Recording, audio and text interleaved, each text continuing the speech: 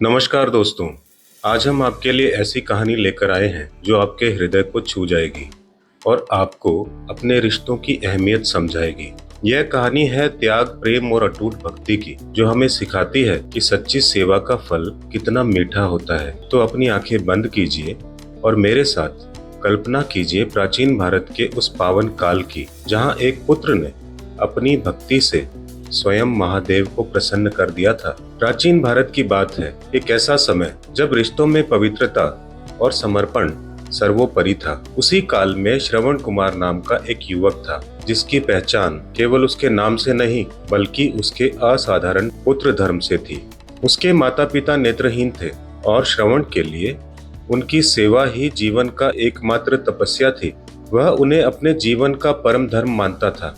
कल्पना कीजिए उस दृश्य की, जब श्रवण अपने बूढ़े असहाय माता पिता को एक कावड़ में बिठाकर तीर्थ यात्रा पर निकल पड़ा। दोनों कंधों पर डंडे से बंधे दो टोकरियों में उसके माता पिता बैठे थे। जंगल हो या नदियां, ऊंचे पहाड़ हो या पथरीले रास्ते, श्रवण बिना किसी शिकायत के बिना रुके चलता रहा। उसके चेहरे पर न थकान थी न कोई शिकन, बस एक अटूट प्रेम और सेवा का भाव। वह स्वयं भूखा प्यासा रहता, लेकिन यह सुनिश्चित करता था कि उसके माता पिता को समय पर भोजन मिले, जल मिले। उसकी हर सांस, हर कदम सिर्फ उनके सुख के लिए था। सावन का पवित्र महीना था, चारों ओर हरियाली और शिव भक्ति का माहौल।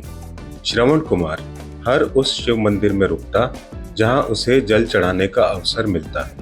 वह स्वयं भगवान शिव का जलाभिषेक करता और अपने माता पिता को भी पूरी श्रद्धा से पूजा करवाता। उसकी यह निस्वार्थ भक्ति, यह अटूट श्रद्धा, यह प्रेम देखकर स्वयं कैलाशपति भगवान शिव अत्यंत प्रसन्न हुए। कहते हैं कि एक दिन जब श्रवण कुमार एक घने वन में अपने माता पिता के साथ विश्राम कर रहा था, तब वहां स्वयं भगवान शिव एक साधारण साधु के वेश में प्रकट हुए। साधु रूप में शिवजी ने श्रवण कुमार से उसकी इस कठिन तपस्या का कारण पूछा। श्रवण ने अत्यंत विनम्रता और सहजता से उत्तर दिया, मेरी सबसे बड़ी तपस्या हे साधुवर, मेरे नेत्रहीन माता पिता की सेवा करना और उन्हें सभी पवित्र शिव धामों की यात्रा कराना है। यह सुनकर शिवजी भाव विभोर हो गए। उनकी आंखों में प्रेम और गर्व के आंसू आ गए। उन्होंने श्रवण कुमार को गले लगा लिया और आशीर्वाद देते हुए कहा, हे श्रवण, तेरे जैसे पुत्र के कारण ही संसार में पितृभक्ति की मर्यादा बनी रहेगी।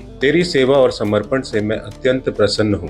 भगवान शिव ने श्रवण को यह वरदान दिया कि जो भी पुत्र श्रवण कुमार की भांति अपने माता पिता की सेवा करेगा और सावन के महीने में सच्ची श्रद्धा से कावड़ यात्रा करेगा, उसकी यात्रा, उसकी हर मनोकामना पूर्ण होगी। दोस्तों, श्रवण कुमार की यह कथा केवल भगवान शिव की कृपा का ही प्रतीक नहीं है, बल्कि यह हमें पुत्र धर्म, निस्वार्थ सेवा और अटूट भक्ति के आदर्श स्वरूप को भी सिखाती है। यह कहानी हमें याद दिलाती है कि माता पिता की सेवा से बढ़कर कोई पुण्य नहीं, कोई तपस्या नहीं। श्रवण कुमार की यह सेवा भावना आज भी हर कावड़िए के हृदय में जीवित है और यही कारण है कि सावन में कावड़ यात्रा करना शिव भक्तों के लिए पुण्य और श्रद्धा का प्रतीक बन गया। तो दोस्तों, इस कहानी से हमें ये प्रेरणा मिलती है कि हमें अपने माँ बाप का सम्मान करना चाहिए, उनकी सेवा करनी चाहिए, क्योंकि उनकी दुआओं से बढ़कर कोई शक्ति नहीं। उनका आशीर्वाद ही हमें जीवन में सफलता और सुख दिला सकता है।